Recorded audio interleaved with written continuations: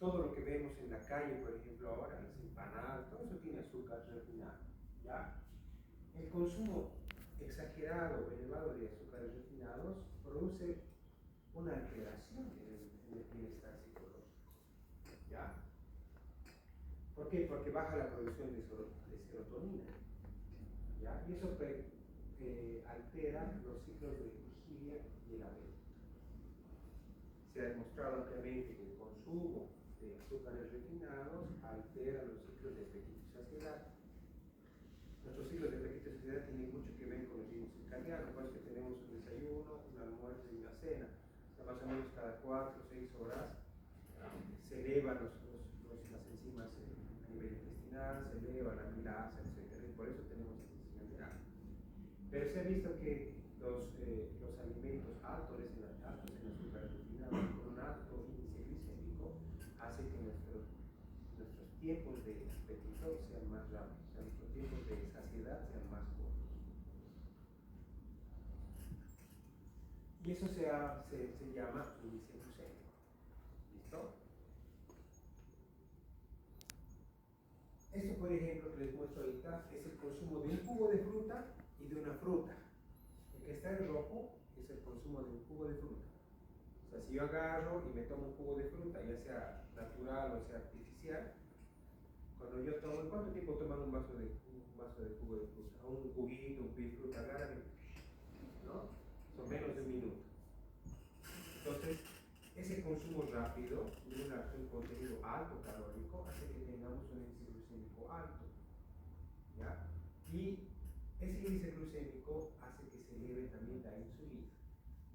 En cambio, si yo agarro una manzana, un plátano, un durazno, una uva, etc., la consumo a mayor tiempo y el consumo es progresivo, entonces el índice glucémico va a ser más bajo, tomando en cuenta que estoy consumiendo el mismo alimento en una presentación diferente.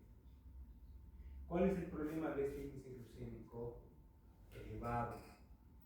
Si bien la insulina se eleva junto con la glucemia, tarda mucho más en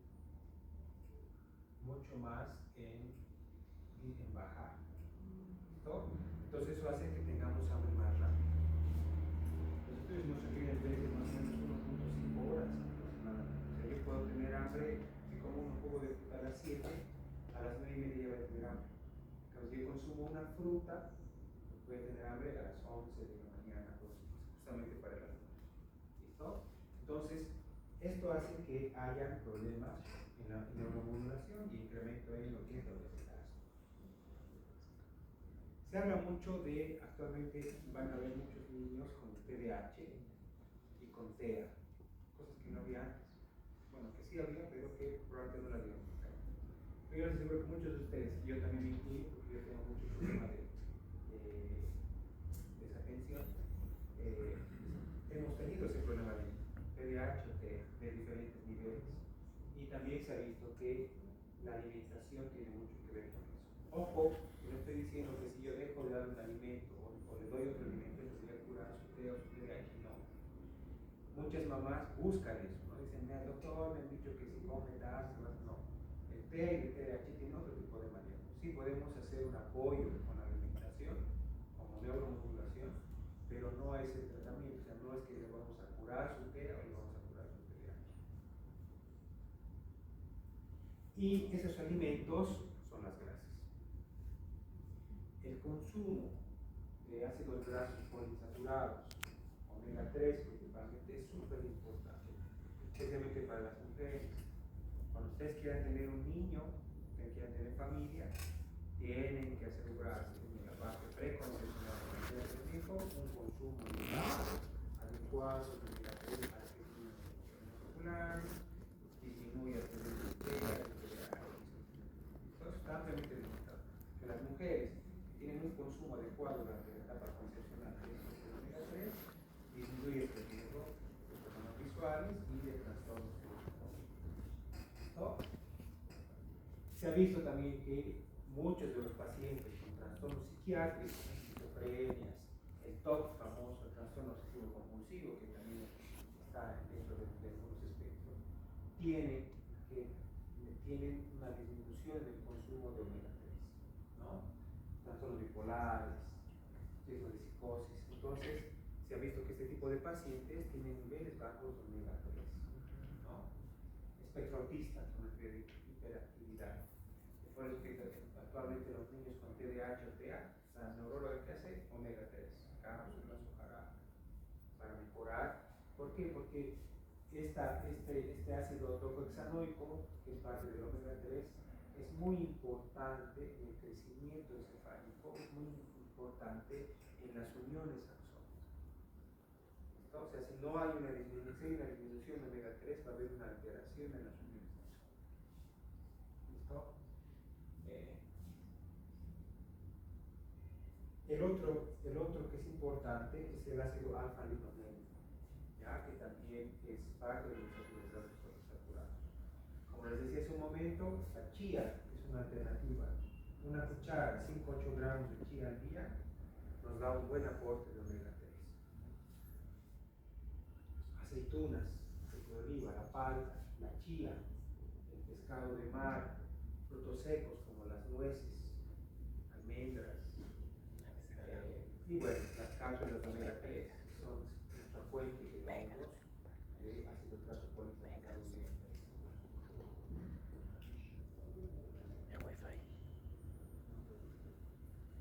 Las grasas en general, tanto las grasas saturadas, poliinsaturadas, tienen que ver con el crecimiento cerebral, ¿ya? Tiene mucho que ver con las uniones sinápticas. O sea, no podemos tener una dieta exenta de grasa. En estos últimos 5 o 6 años han empezado a aparecer dietas que retiran totalmente a la grasa. Entonces, no es saludable, especialmente para la parte neurológica. ¿Ya?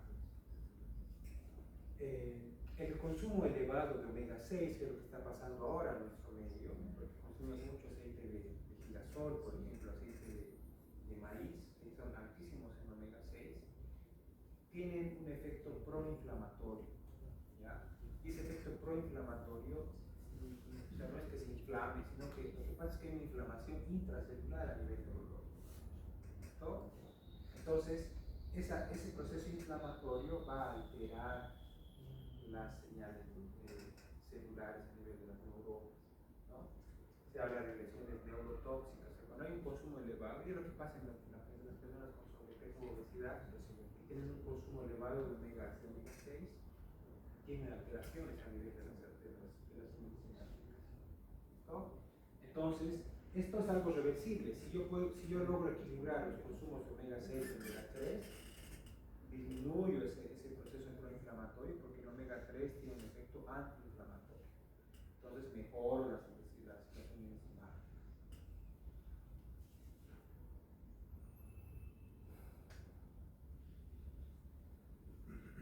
Dentro de lo que son las alteraciones neurológicas, como por ejemplo ansiedad y depresión, que la parte media también tiene mucho de esto, tiene mucho que ver omega 3 y omega 6. Tiene mucho que ver con la secreción de dopamina, y se ha visto que tiene mucho en relación a lo que es el Parkinson, por ejemplo, esquizofrenia, depresión y el TDAH.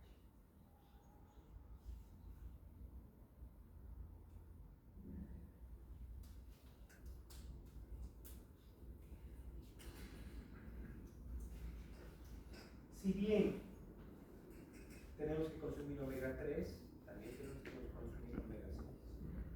Omega 6 está generalmente en grasas derivadas de animales, ¿no? En la carne de res tiene bastante omega 6, la mantequilla tiene omega 6, el aceite de coco, ¿no? Se debería consumir, pero sin dejar de lado el consumo de omega 3. ¿Listo? Cuando tenemos un elevado consumo de omega 6, podemos tener un daño neuronal. ¿Ya? Se ha visto que a medida que el ser humano va aumentando en edad, es mucho más fácil el daño neurológico, mucho más, la neurona es mucho más larga. ¿Ya? Y este ácido linoleico tiene un efecto preventivo. Por eso es que se habla de lo que es el Parkinson, por ejemplo, la esquizofrenia de la tercera edad. Es importantísimo el consumo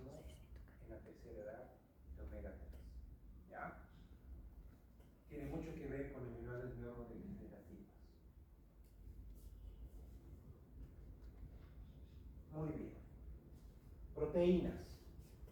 Las proteínas sabemos que tienen mucho que ver con el desarrollo cerebral. Una de las más importantes es la L-carnitina, que se ha visto que en niveles bajos tiene mucho que ver también con estados de depresión y ansiedad. ¿Ya? En pacientes con anorexia nerviosa, fíjense, en estudios de pacientes con anorexia nerviosa se ha visto que hay disminución del volumen de la materia. O sea, el cerebro se pone más pequeño. Es por eso que en ese estudio que hizo el doctor Monkeberg se iluminaba toda la carlota, porque había más líquido cefalorraquídeo que masa encefálica. Esa es la explicación de por qué se iluminaba así el cerebro. Y se ha confirmado en estudios actuales, pues cuando se hacen estudios en pacientes con anorexia nerviosa, hay una disminución de la masa encefálica, ¿no? Hay un adelgazamiento de la materia gris, ¿no? Y fíjense que esto puede normalizarse, o sea, vuelve a crecer si quiere, cuando esta persona con anorexia nerviosa normaliza su peso también. ¿Listo? Fíjense que uno de los aminoácidos más importantes es el triptófano. El triptófano tiene mucho que ver con el desarrollo neurológico, el desarrollo celular, tiene mucho que ver con actividad neurológica, tiene mucho que ver con reproducción celular. Y hay alimentos que son ricos en triptófano, ¿no? Las legumbres, la soya, la lenteja, el poroto, el garbanzo, haba, arveja, fíjense, tiene altas cantidades de triptófano. Luego está el pescado, luego están los frutos secos como las nueces. Después está el huevo, fíjense, el huevo tiene una buena cantidad de triptófano. ¿Ya? Se dice que, obviamente, como todos los alimentos, nunca un alimento es totalmente benéfico en un 100%. Si bien el huevo tiene una buena cantidad de proteína, también tiene colesterol. ¿Ya? Entonces el huevo, por ejemplo, se recomienda en un adulto no más de 4 huevos por semana. ¿No? Las frutas también tienen, pero en menor cantidad de triptófano.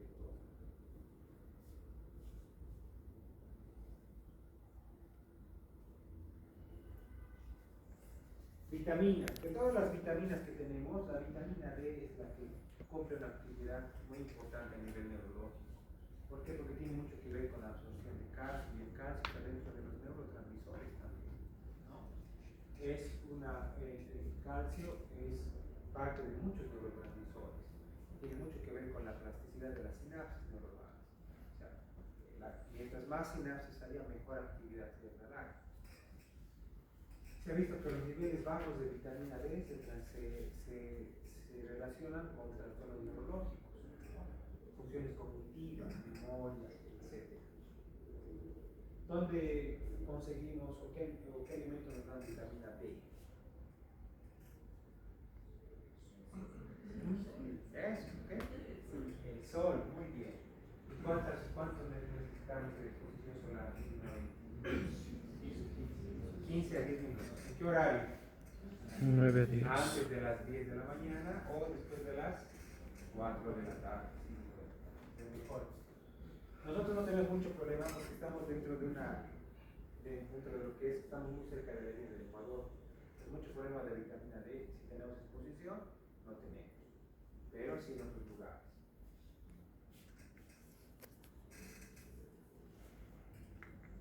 Antes había mucha alteración por deficiencias de algunos nutrientes específicos. ¿Esto qué es? Eso, hieroglifoseno C. ¿Por deficiencia de qué nutriente? Ácido fólico. Ácido fólico. Actualmente, por políticas de salud pública, toda madre recibe hierro y ácido fólico, ¿no? En la parte concepcional. Entonces ha disminuido muchísimo este tipo de alteraciones que tienen que ver con nutrientes y neuronutrición, ¿no? También dentro de lo que son el complejo B, no solo el ácido fólico, la tiamina o la vitamina B1. Si tenemos deficiencia de la vitamina B1 va a causar el belimeri, que se asocia a síntomas de inmovilidad, alteraciones motoras. ¿Listo? La vitamina la vitamina B3 causa pellagra y demencia, alteraciones del estado de cognición. El ácido fólico, como hemos visto, tiene mucho que ver con neurodesarrollo, con lo que es el estudio neural, en la parte lógica, etc. Y la falta de consumo, fíjense, durante la edad adulta puede producir un incremento de riesgos de sufrir depresión y neurodegeneración. Se ha visto que, especialmente cuando ya empezamos la etapa de los 40 años hacia adelante, tenemos que tener un consumo adecuado de nicotina. Si ustedes revisan un poco, el famoso Carmelo que estamos usando tiene un alto contenido de complejo B. Y eso se ha hecho en estudios. Chile trabaja mucho en lo que es complejo B. Y el Carmelo es una copia de la leche purita de adulto de Chile. Tiene altos niveles de complejo B, justamente para evitar la neurodegeneración. Y la deficiencia de la vitamina B12 produce fatiga, letargo, depresión, alteraciones de la memoria, también tiene mucho que ver con manía.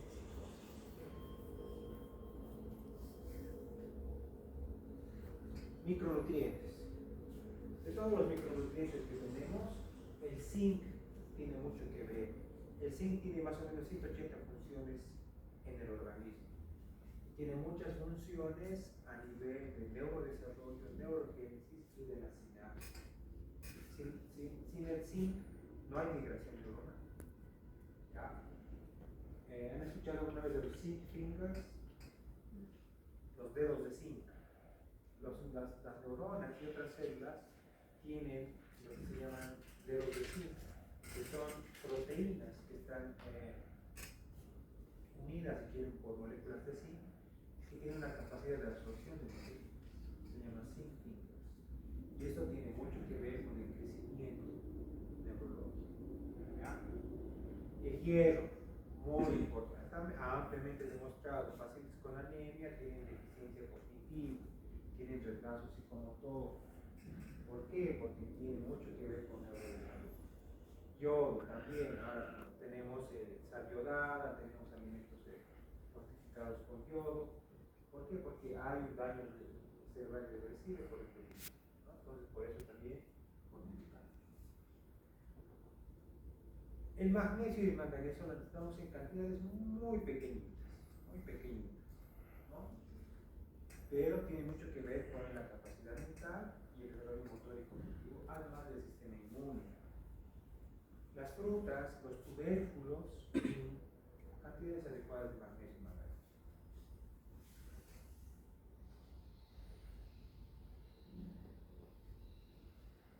La colina, por eso es que tenemos actividad colinérgica en el cerebral. La colina es súper importante porque regula la señalización. ¿Ya? La colina, la acetilcolina, son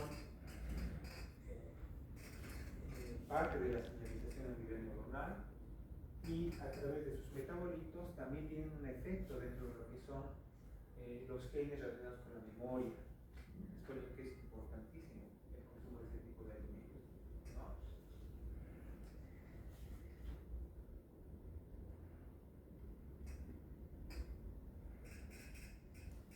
¿Qué les llama la atención de ese corto tomográfico?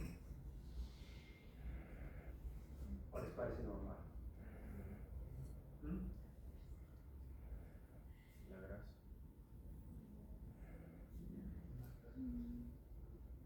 Quizás los ventrículos, ¿no? Es lo más encefálico.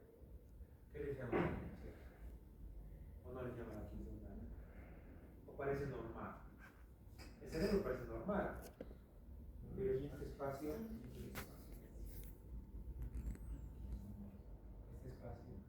incremento del líquido. Es una tomografía de una paciente con flexibulimia, ¿no? Es por eso que este tipo de pacientes muchas veces encadenan luego psicosis, esquizofrenia, etc. Si no hacemos un manejo adecuado de este tipo de pacientes, puede haber alteraciones neurológicas.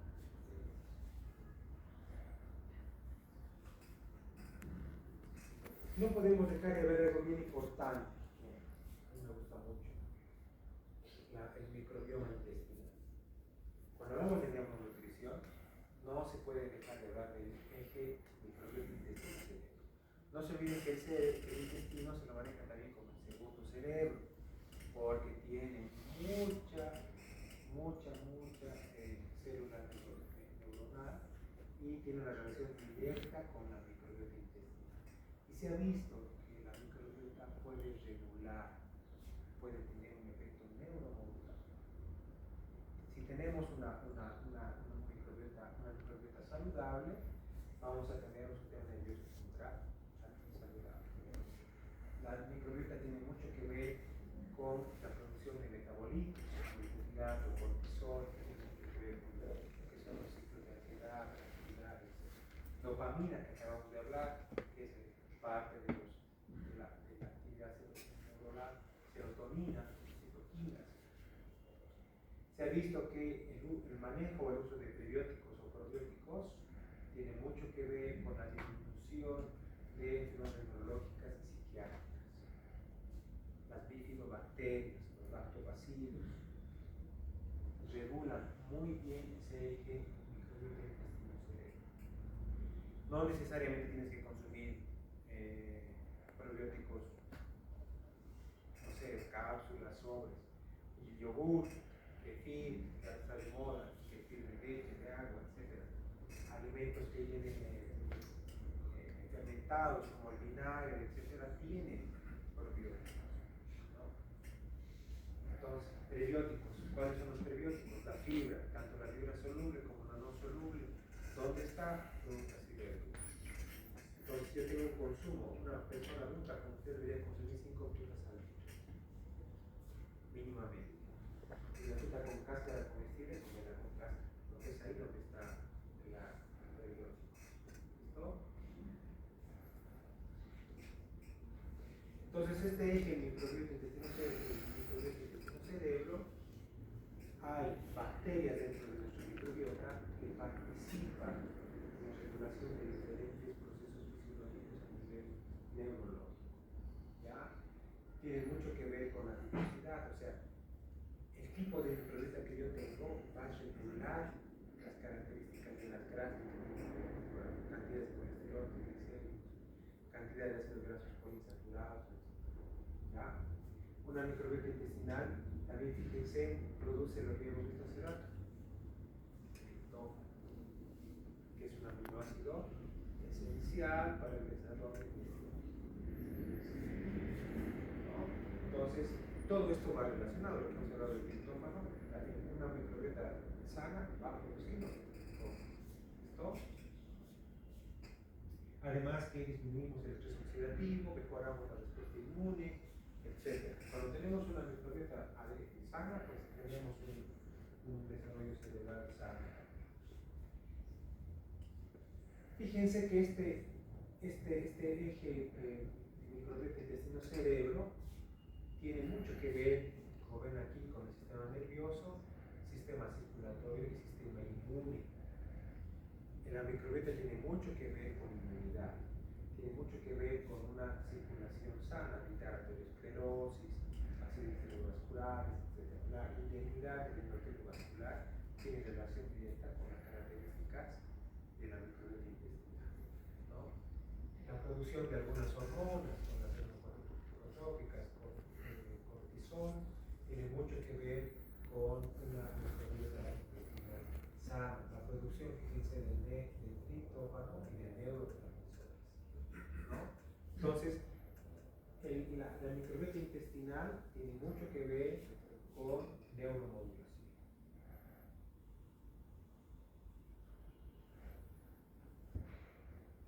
Podemos modificar las características de nuestra microbiota intestinal usando prebióticos, dietas ricas en fibra no digerible, probióticos, bacterias vivas, o mezclas de ambos, los famosos simbióticos, ¿no? Todos los alimentos que tengan características de fermentación bacteriana, pues nos van a ayudar mucho. Ahora, por ejemplo, está apareciendo repostería con masa madre, y una buena cantidad también de prebióticos y probióticos, ¿no?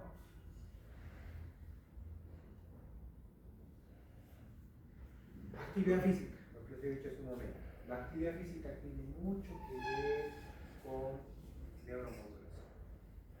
En estudios de actividad física se ha visto que es suficiente suficiente, entre 20 a 30 minutos de actividad física para tener una buena velocidad, ¿no?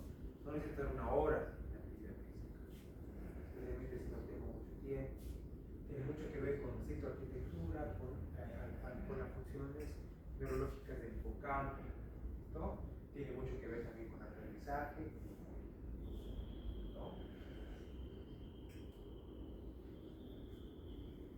Si hablamos de patologías específicas, fíjense que la obesidad nos produce una acumulación de grasa visceral, y la grasa visceral tiene mucho que ver con grasa saturada. Se ha visto que este tipo de pacientes con obesidad tienen un proceso inflamatorio crónico. Hemos dicho que el omega 6, por ejemplo, tiene un efecto proinflamatorio, ¿no? Y eso que produce una alteración mitocondrial, una lipotoxicidad a nivel del sistema nervioso central periférico. Entonces he visto que en pacientes, por ejemplo, con diabetes tipo 2, tiene mayor riesgo de padecer, por ejemplo, demencia, Alzheimer, si no tenemos un buen aporte de omega 3, o sea, de ácido graso poliinsaturado.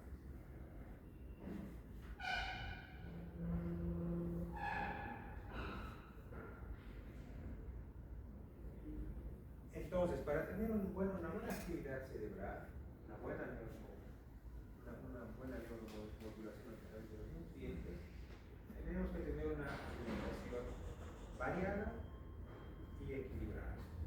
Omega 3, omega 6, cantidad de proteína, alimentos ricos en triptófano, son importantes para la actividad cerebral.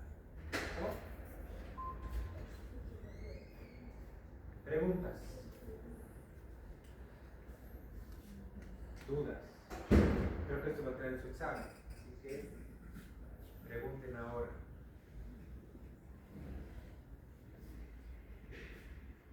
¿Ninguna pregunta? Bueno, muy bien.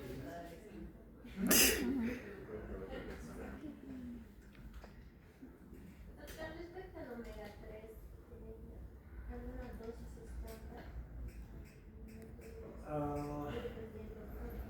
Las dosis son bastante discutidas, ¿no? En cuanto a las cantidades, pero se dice que 2 gramos de omega 3 y, por ejemplo, 8 gramos de chía nos dan 100 gramos de pescado al día nos da una cantidad de sí, muy rico.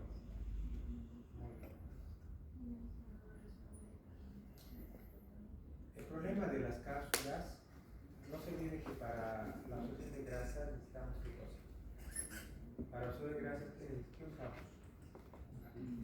Eso, ácidos biliares, ¿qué más?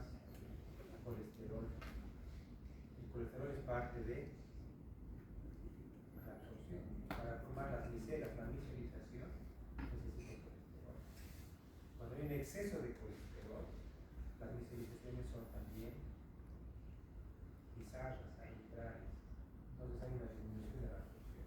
Cuando hay exceso de colesterol, la omega 3 no se asimila de omega 3. ¿Listo? Bien, equipos. Gracias.